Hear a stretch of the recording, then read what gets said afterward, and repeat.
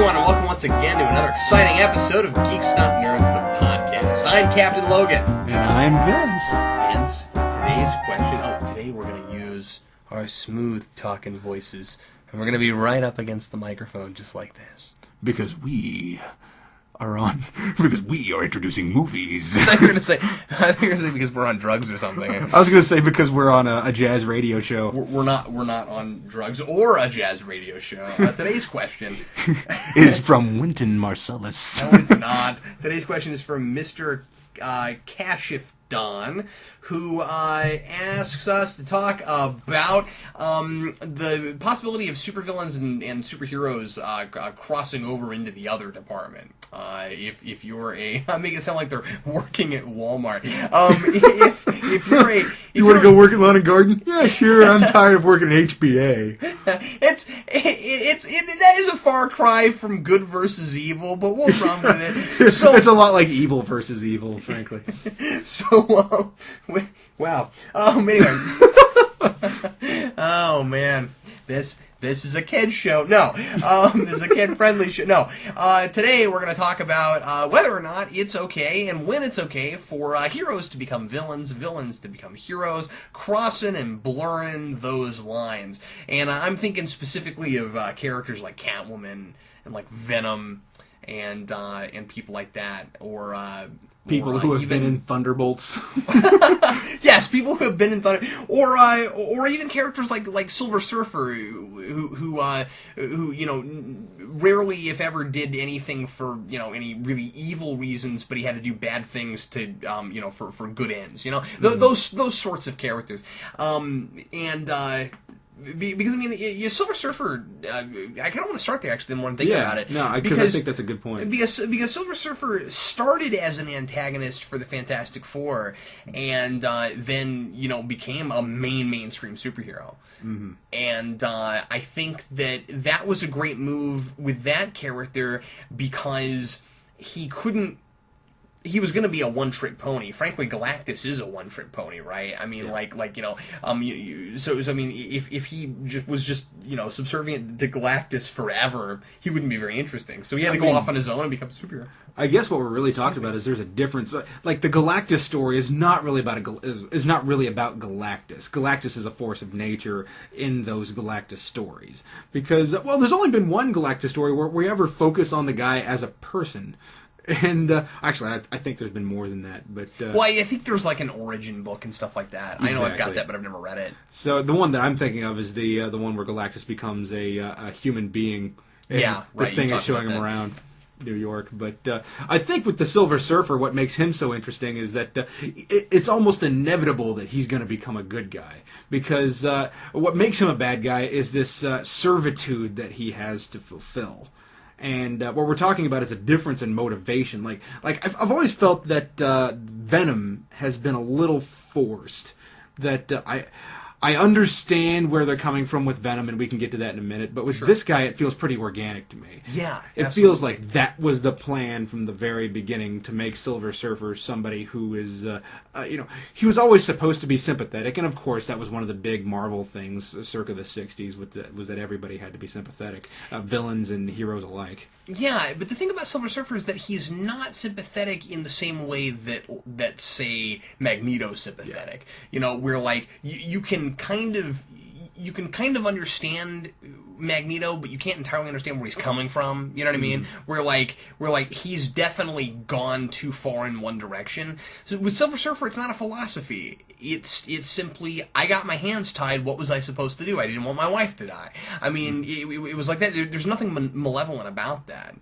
I feel like one of the things that they address in that Mark Waid run of Fantastic Four that I thought was so interesting was Johnny Storm becomes the Herald of Galactus for a while.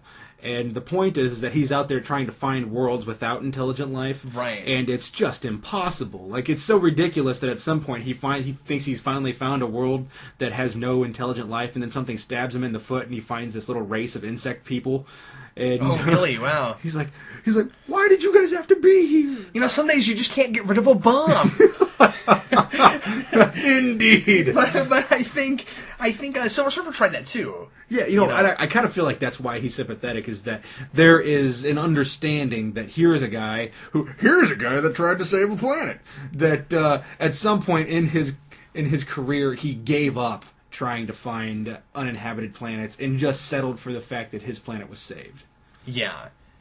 And then he had to kind of become redeemed. That's what I like about Silver Surfer, is that it isn't just like once he stops being the Herald, he gets a pass. I mean, I feel like he is a character who kind of has to atone for things, and that's kind of why that works. So let's go ahead and get into the more forced end of it. I think this is the right place to go into Venom, and I think you're totally right about that. Venom monthlies and minis in the late 90s just didn't work. Mm-hmm. And it was because of this whole lethal protector idea. It never jived. It was like, we want the character, because he's so popular, we want to put him in his own book. But we can't have him in his own book just antagonizing people. We can't just have him in his own book being the villain to other... And I gotta ask you this question. Why can't we do that? Why can't we have a monthly that's about a supervillain just messing with superheroes, and he loses in every book, but it's still always about him? Why not? I feel like that's kind of what the Joker was about. Yeah, but he rarely had his own book, right? Yeah, he had his own book for a little while. It was called The Joker. I don't think a monthly, though. I don't know how long it ran, but I think it was supposed to be a monthly, I think. I'm not sure what book you're talking about.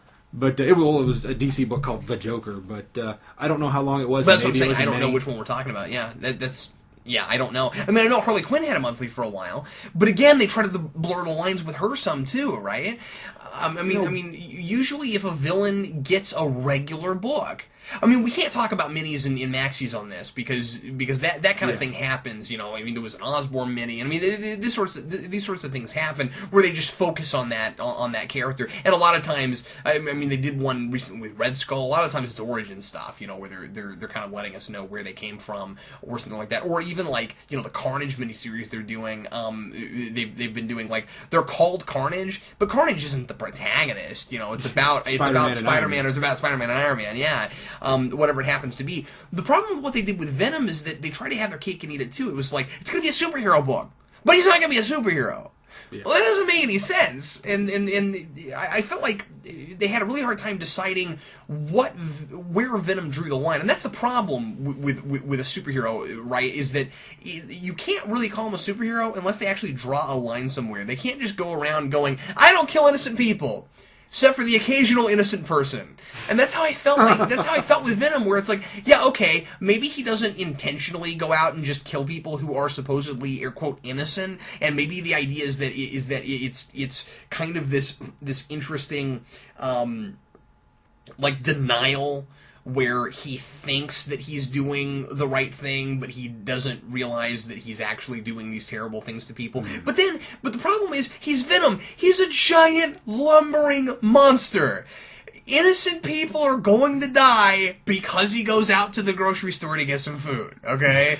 Like, that, if he goes... looking like a big giant Venom monster. What's he need to go to the grocery store? They don't serve spleen. Oh, that's true. No, that's Violator, who also got his own miniseries, and the reason that didn't work was because they just kept him as the villain, but there was no superhero, so he just simply went around slashing people up. That was that book. I'm going to make an obscure reference right now. There was a Goosebumps book called Attack of the Mutant. I haven't even heard of that one. And it was about a supervillain that it's not that obscure. It was one of the ones that got an episode in the live action TV show. Oh yeah, yeah. It was, and Adam West was in it. Adam West played the superhero in it, and awesome. Yeah, he was great. But anyway, it was called Attack of the Mutant.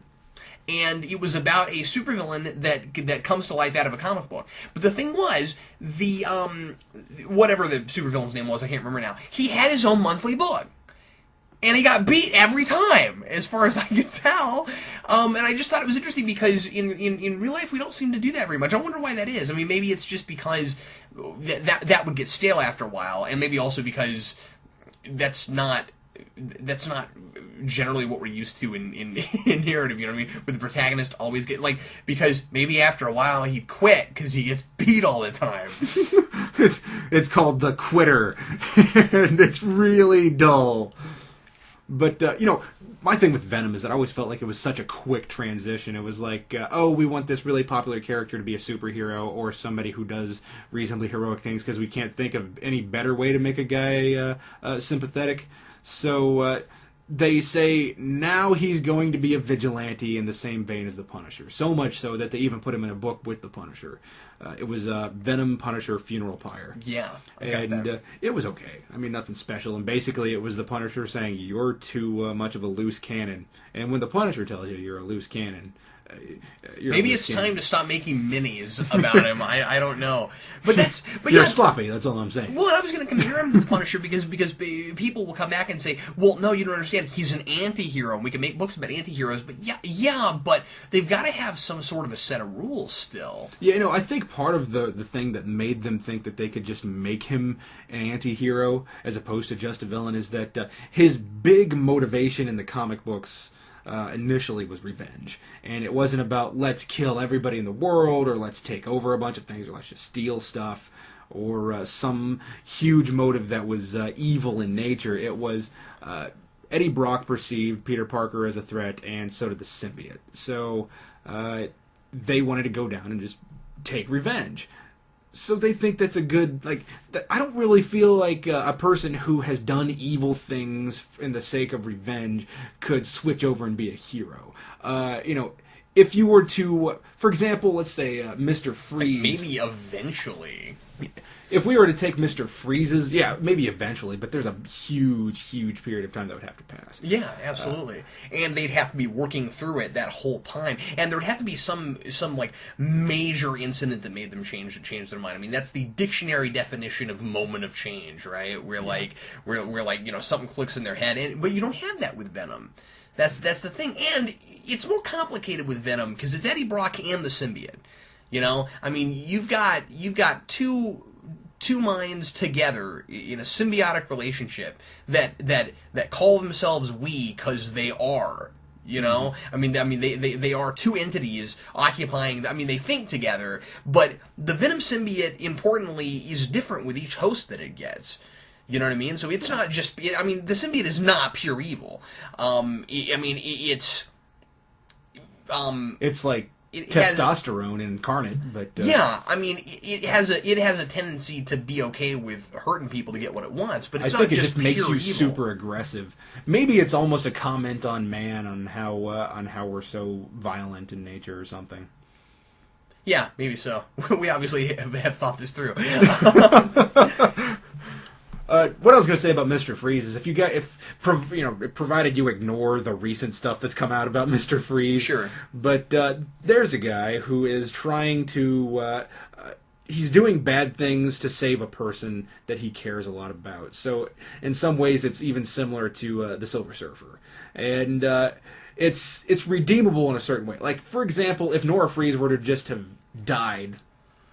before Mr. Freeze could have fixed her, I would assume, she's a machine, but before he could have cured her, I could see him being a recluse for a while and then eventually deciding to help out mankind. So now that's not true. He's just a loon, and that's been proven, but still. Yeah, but I gotta say, it seems like, well, it's not that it's been proven, it's that Snyder decided that like all good Batman writers, he was going to take a villain and do something different with it. And I know a lot of people don't like that, but the thing about it is, villains get retconned and changed all the time in DC. This is not new.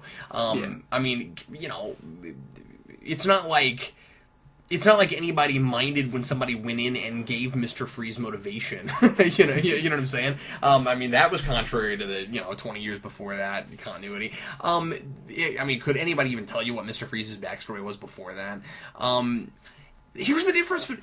Here are two characters I never thought I would compare. Here's the difference between Silver Surfer and Mr. Freeze.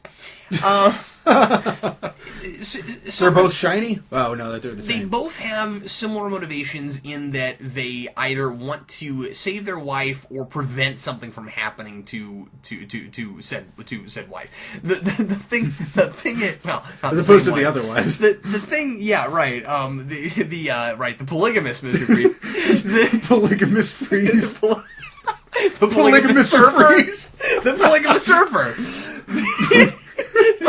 actually, that makes a lot of sense because he surfs from anyway. From person to this is a weird conversation. Really offensive to polygamists. Yes. I apologize for some reason. I don't know why I'm apologizing.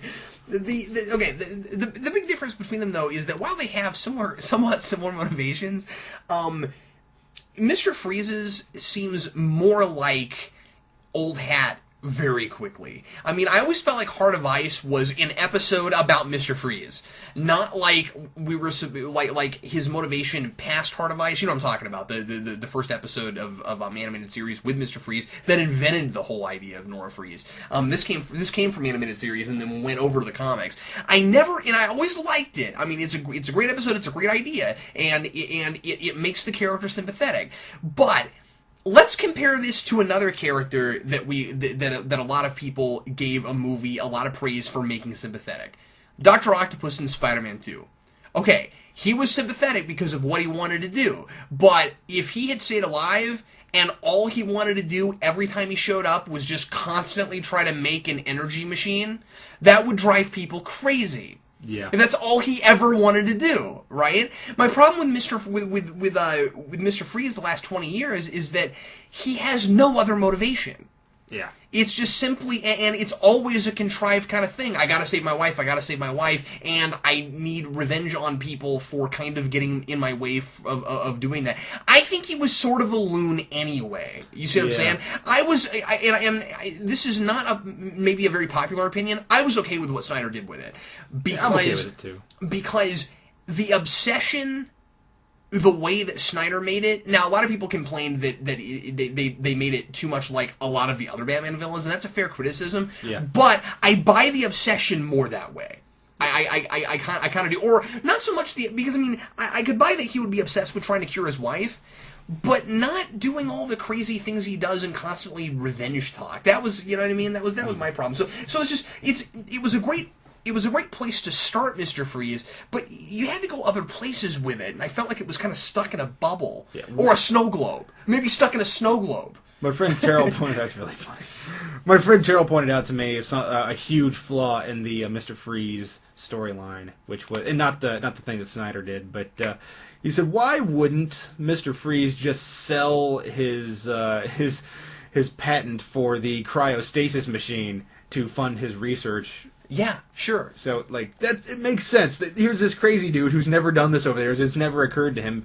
Why? Because, well, it makes more sense for him to rob banks. And, Batman brought up a good point in No Man's Land, where he said, where he was asking Mr. Freeze why he didn't, make more of a deal out of the fact that he kind of caused it in the first place. Mm. You know what I mean? Like, it was his fault that she wound up that way.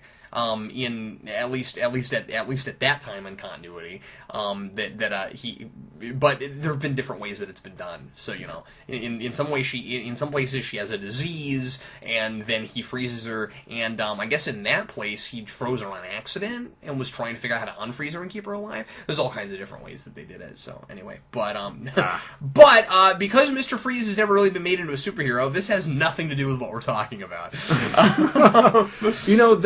There's a TV show right now that's getting lots of praise, although it's okay. I don't think it's all that special. But Warehouse 13, they have a character the character that they're using is H.G. Wells, and H.G. Wells is a mad person and tries to kill a lot of people. And now they're trying to make H.G. Wells into one of the main characters. They're trying to make her into one of the warehouse agents, and they're forcing it. It's not working. Oh, they're forcing it. And reason being is that Wells tried to kill a lot of people. Yeah. And that's only been within the last couple seasons, because it's only been I think the third season's out. I've watched through the end of the second season. Actually, I haven't watched through all of it, but my fiance has, and I've watched significant moments of it. But it doesn't make a lot of sense, and it's really bothering me. And that bothers me the same way that it bothers me about Venom, only in Venom the character had been around a lot longer to do more things like that. Well, let's compare this to another television character. The reason it worked with Faith was because they wrote her out of the series for a long time. Mm-hmm. And she, behind the scenes, got a lot of rehabilitation, which wouldn't have been interesting for us to watch. You know what I'm saying? And she also was really back and forth in the first place. And I felt like Xena kind of had that a little bit too, where like at the core she wasn't like an evil supervillain type character, but she ended up that way, and just got kind of power hungry and started slaughtering a lot of towns and villages. Oops. But with Faith, we got these like really key moments where people, especially Angel, cared enough about her to care to help her get rehabilitated, and then we took her out of the show for a while. So by the time she came back in late Buffy, and we saw her once really briefly in Angel, just to remind us, hey, she's still in jail. When they brought her back in late Buffy, it worked because she had time to go through all of that, and so you have to do that. You can't have a character kill a bunch of people in one season and 3 episodes later, and now we've decided we're gonna try to make them part of the main cast. I don't think that sort of thing really works. I think her small role in Angel, the TV series, also helped for that. Like, you see a person who's damaged but trying to create some sort of reconciliation. I'm not sure what it was. Yeah, well, that's what I'm talking about. And the thing is, I never considered that really a small role, just because she was in a full season of Buffy, but then after that, she kept kind of bouncing back and forth between the two. And so, like she became a recurring once every so often kind of character anyway. So, her episodes in Angel are really significant. And then, you're talking the season 1 stuff, and then in 4, when she comes back to fight Evil Angel, that's really important, because it's like, and I mean, like, I'm with you, I don't love 4, but I love that part of 4, because it's like, she's got to come back and fight Evil Angel to bring back Angel's soul, because she owes him for bringing her out of the really, really, really dark place she was in. So like all of that works like super, super well. And the eating the rats thing was creepy. Anyway, sometimes I feel like they did this with the Shadow movie, which I think was interesting. Oh, yeah! That's a great point. And what's interesting about that is they're doing it in the Shadow comics right now that Garth Ennis is writing. So, they just up and say the entire background in, like, issue 4. So, that was really awkwardly put in there. But, so, in the movie, for those of you who haven't seen the Shadow, he plays a character from way back in the day, in the times of Genghis Khan, where he is a totally evil person. And at some point, he stumbles upon someone who wants to help him change his life and make up for the evil things that he's done.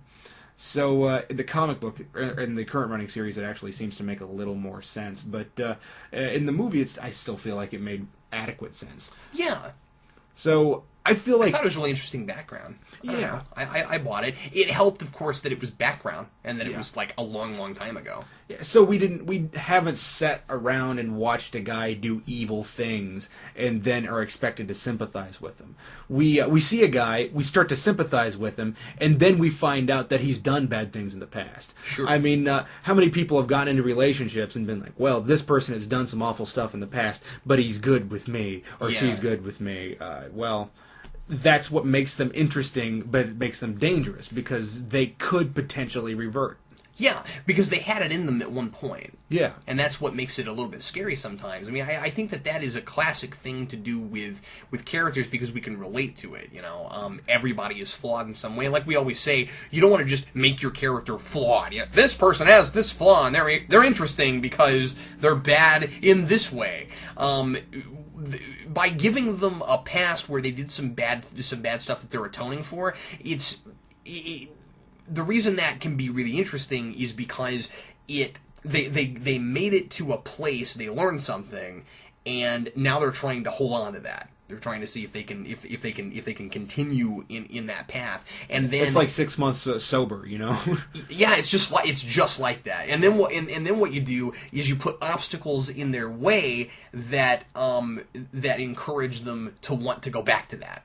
Mm-hmm. And then they're constantly trying to fight that. You're right. It's just like addiction. Mm-hmm. It's just like addiction. The Shadow movie was so interesting because things from his past literally come back to bite him in the shadow. Yeah. So that was really funny in my head. I'm sorry. let's with the remaining time we have here, before we go to rants, let's take this in somewhat of a more geeky comic book direction, and let me. We haven't been. Well, no. Oh, go ahead and say what you're going to say. I'm just being goofy. I want to ask you if there are certain characters that you feel like if you know them as a villain or as a hero, if they're changed over somehow to the other side, does that like inherently break what you like about them? Or maybe even if it isn't just like villain to hero, but just like we need them to do something other than what we're used to them doing so that they can be like a part of a team or something. For instance, is it okay that Gambit, and I'm thinking of Gambit because the new Gambit series just came out this week and I bought the first issue and and liked it quite a bit. Is Gambit a character that needs to every so often go back to stealing things? Is Catwoman a character that every now and again needs to go back to stealing things because that's what they were at their core? They were thieves, or can they just be straight up superheroes? You know, I feel like at some point these things will get revisited. So, and I feel like even if a character learns a giant lesson, like let's say Bendis makes Daredevil learn a huge lesson by becoming the kingpin of crime, and then say later on they make him learn the same lesson by becoming the head of Hand. And then he has to go off and find himself both times. Again. But I feel like things that have happened once will inevitably happen again. Maybe they won't happen back to back, but maybe they shouldn't happen back to back. But I feel like with Gambit and Catwoman, they're going to eventually steal things. I feel like eventually, like even if Superman became, let's say there's somebody who wrote a Batman story and made Superman a toy of the state. Let's say that happened back in the 80s and was written by Frank Miller. Let's just say. Yeah, let's just say. So I think eventually Superman would wake up. 26 minutes and 50 seconds.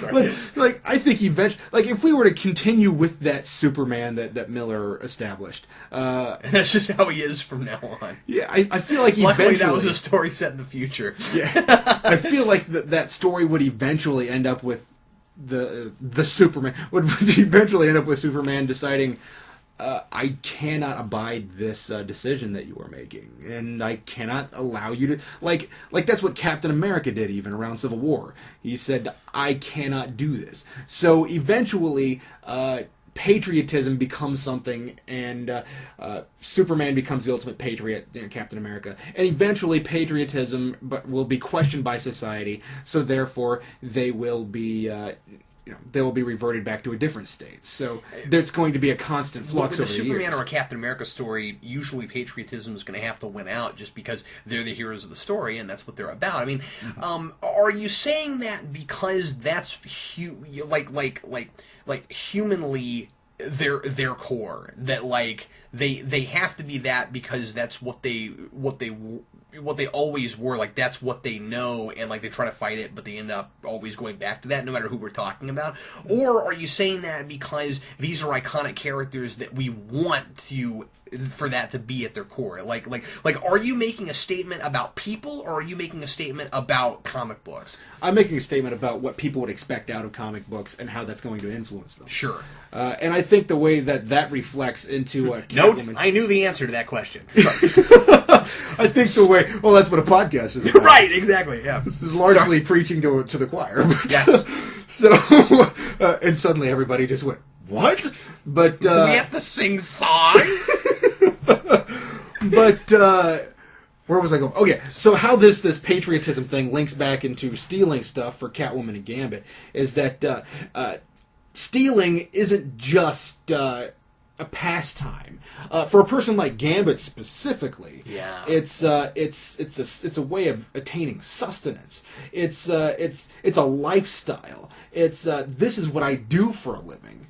And like, look, maybe I'm not stealing candy out of a baby's mouth. I'm taking $20,000 from a guy that has $6 million, or I'm taking the wallet off of a guy that can surely handle losing $200. And so I feel like we justify things within ourselves. And for a person who's starving, you can't really judge them for taking an apple.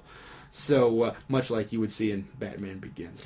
But then with Gambit, and again, I know you didn't read this issue that just came out. So I don't know what's coming on today. But all I was going to say is, Gambit does kind of go back to that for like this one job, and we're not really told why he decided he had to go do this one job, and then he starts to question it a little bit, and he's like, well, I don't really need to keep doing this, but he kind of wants to, you know. And the thing is, he's been on multiple X teams. He has plenty of resources now. He doesn't need to steal to survive. And so how would he justify it then? And is it that he became the thief for so long that at his core, that's still what he is? And he's just so tempted to go back to it. Not because he has to. Not because of what you were saying. Yeah. But because at one point, he needed to. And he became that. And so he still is that somewhere. You know, I think that part of our identities are tied into what we used to be.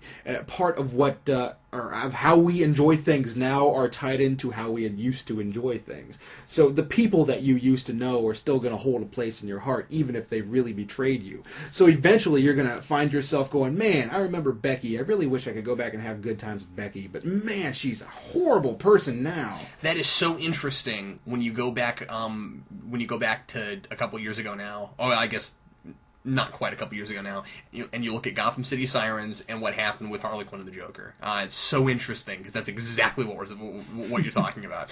Yeah, I feel like there is a longing that a person will have for a part of their life, even if they know it's not healthy for them. I feel like you can have enjoyment with, like, for stealing things, you have the satisfaction that you can do something and get away with it. It's a skill that you can use, and you're really good at it. So even if you have no other skills, you will always know you're really good at stealing things. But at this point, if you're rehabilitated, you are not allowed to use that skill, and you have this new set of morals that tells you that, or this new circumstance that dictates to you that you don't need to steal, and a reaffirmed set of morals that says that stealing's wrong. But there's still going to be a part of you that wants to do it.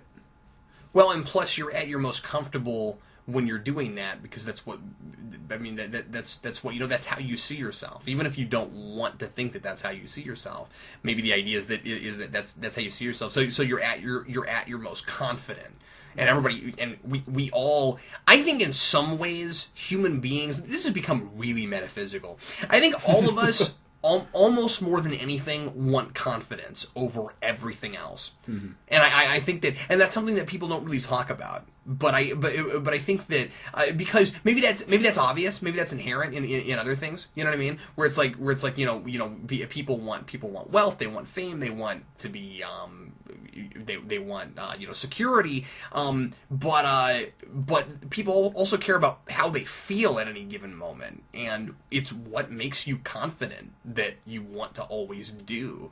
You know, and so so you look at yourself at the core, and you say, who am I? And whatever you can, if you can answer that question, whatever the answer is to that is the thing that will make you most confident when you're doing it. And I'm thinking of Catwoman, I do think that people eventually get introspective, and even if you don't have the book learning to really articulate what your dilemma is, I think people eventually will look at their own identity and say to themselves, well, what does this say about me?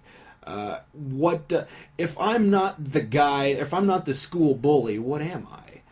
If I'm like for Gambit, who would look at himself and say, well, now I'm just one of the X-Men. Who am I individually? You can't just say I'm the Cajun because that's just an accent. That's just where I'm from. And I mean, surely there's an effect of societally, you will have things that are from the Cajun people that will affect you.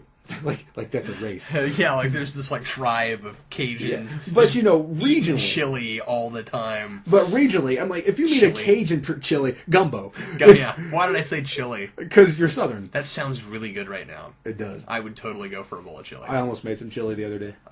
Instead, I made a stir fry. Vince makes some fantastic chili. When are we going to see Cooking with Dooms Vince with chili? That's true. I usually make huge pots of chili, though, and that's the only thing that's kept me from doing any Cooking with Dooms Vince. Really? Yeah. Well, I'll eat some of it. No, I mean, I'll eat all of it. It's just the proportions would be completely off for people. By the way, totally off topic, but I have gotten some people recently that have been begging for more Cooking with Dooms Vince. Oh, yes. Yeah. Sweet. Yeah, so we have to do some more. We got to do some more of that. Well, hey Vince, unless you had some place that you were going to go that I totally interrupted you with, I thought maybe we'd go ahead and go to rants. Oh, the whole Cajun race, Raging Cajuns as they're called. They, I feel like people will have an identity, and part of what their identity is what makes them strong. And, people don't necessarily say, I'm strong because I'm Southern, or I'm strong because... I do think that people say I'm strong because I'm from Texas, or because I'm from New York. I've heard that a lot, and that drives me nuts. There's nothing about being from someplace that makes you necessarily capable of handling every situation. But I digress. But it's an identity thing, yeah. So, for a person who says, I'm a thief, that is part of their strength. And if they get rid of that, then they start questioning who they are, and they think they've lost part of their identity. But really what they're trying to do is forge a new identity, but they're too afraid to think about themselves in a different light. So they try to reestablish, well, maybe I can just have part of that identity. And they start pulling little pieces from that morally questionable identity and trying to bring that back into themselves, but then they find it difficult to reconcile their new lifestyle with their old lifestyle. Yeah, that was the point that I was going to make. Well, I agree. Well, hey, Vince, why don't we go ahead and go to rants? And you have a rant today. I do have a rant. You have a rant. Go ahead. I think I'll rant. Okay. I'm really sick and tired of this thing that I'm seeing on Facebook. People who, granted, ranting about Facebook, how trivial is that? But it's almost meaningless. But and yet everyone does it all the time. I could rant about things that actually matter, things that are social mores and whatnot, Facebook is annoying to me in this way. It wouldn't be worthy of the title of the show. I suppose that's true. But what they've been doing with Facebook lately has been driving me nuts. People will post things, and it'll have a picture, and it'll say, like or share if you recognize this person, this object, this TV show, whatever it happens to be. No, we all know who the Olsen's twins are. Please stop posting that crap on Facebook. For those of you who have been to a drive-in movie theater, I don't care if you recognize it, because if you're older than 50, you probably do. So, it's annoying to me. Can't you just talk to your friends? If you want somebody to recognize something as being, or as having been there, wouldn't you rather hear a story rather than just an affirmation of this thing's existence? That drives me nuts. I do not care if you remember the Pompadour. I do not care. You know why? Because people still have them. It's not a big craze. I've seen Japanese people with pompadours. Granted, it was a rockabilly convention in Japan, but still, people wear these things. People still have things that we are now largely consider stupid. We can't look into the past and go, "Oh, do you remember the mullet?" Yes, we do. People still have them.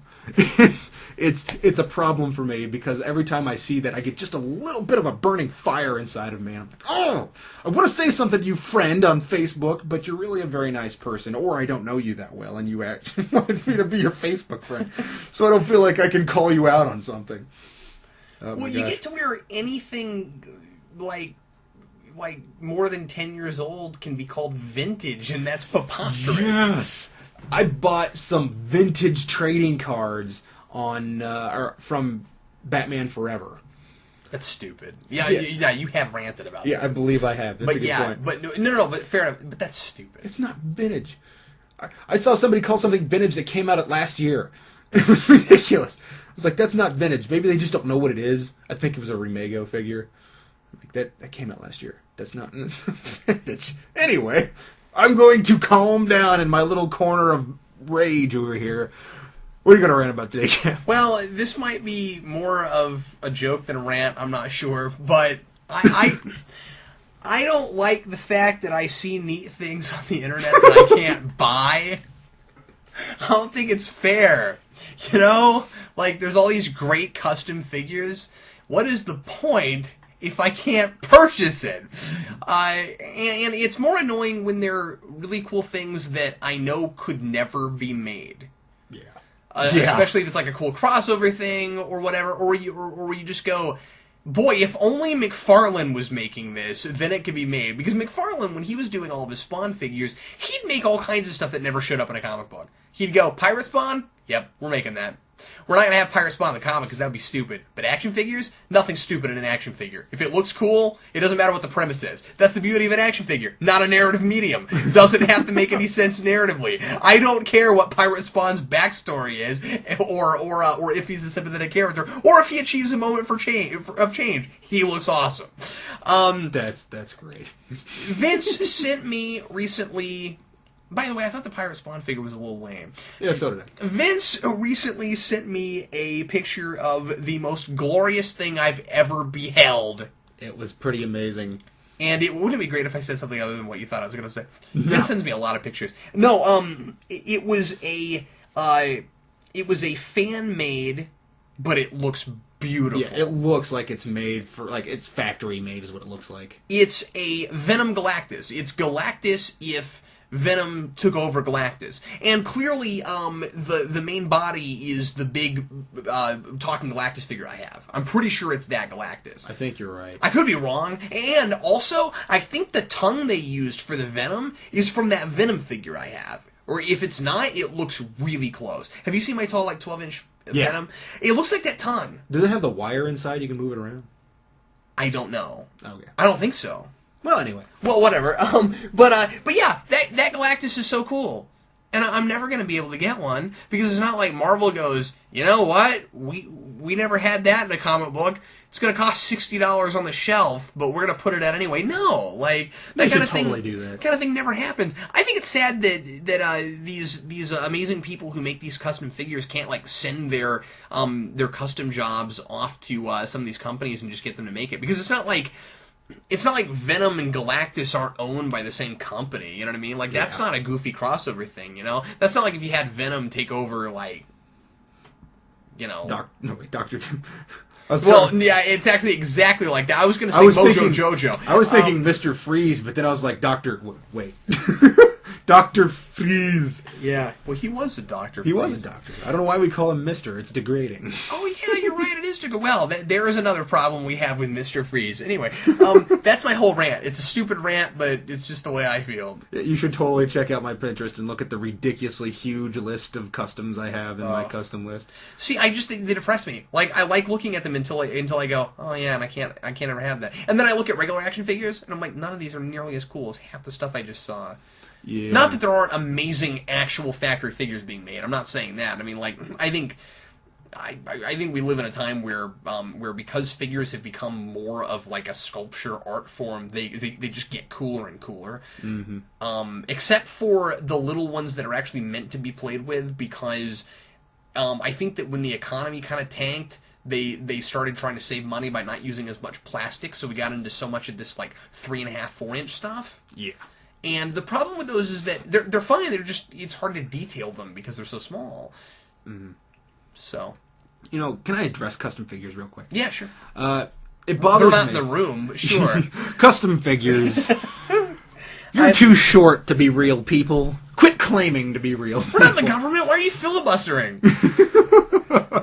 I have this issue with custom figures because I feel like people will make things like everybody gets onto this repainting thing, and or they'll make custom figures of figures that already exist, and I want to make a Wolverine. Well, does your Wolverine look different than any other Wolverine, or does it look professionally made? Because you can just buy a Wolverine figure. There's a million of them. It's like people think it's just impressive that they can take one thing and make it look kind of like something else. Yeah, they're like, hey, I'm going to take this Wolverine figure, and like, first of all, there is a Dakin figure, and it looks pretty good. But I've seen some people take some Wolverine figures and make them look like Dakin. Now, granted, maybe this happened predating the making of the Dakin figure, or the mass producing of the Dakin figure. But it bothers me that they'll cut the middle one off and they'll put it on the bottom of the hand and it looks really goofy. And then they'll just repaint the suit and give the guy a head from somebody else that has a mohawk that doesn't look very good. And it just bothers me when people make custom figures that, like if you make a custom figure, in my mind, the point should be to make a reimagining of a character, to make a really inventive way, or to make a different style of the character. So, or a version we haven't seen before. Yeah, like maybe there's a million Thanoses out there, but we don't have that Thanos from the Infinity Gauntlet or whatever. Not Infinity. I meant to say something else. Annihilation, but or Superhero Squad, except I'm sure that exists. I think it does.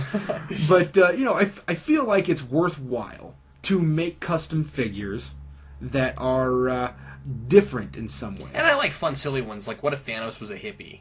Yeah. Like hippie Thanos, I would totally like to see that. That'd be great. You know what I would do? If I could get into custom figures, and I don't like model building, I'm not good with my hands, the little intricate stuff, I'm no good at it. So let me just say that this will probably never happen. But if I knew someone that made custom figures, the first thing I would ask for would be the 4 Ninja Turtles turned into the Fantastic Four. That's what I would ask for. That's pretty awesome. Because how cool would that be? That's pretty awesome. Teenage Fantastic Ninja Turtles. Yes. I'm going to stop that now because that's going to go for hours. No, we'll continue that when we finish. Vince will continue to be annoying after we finish. No. Well, that's par for the course.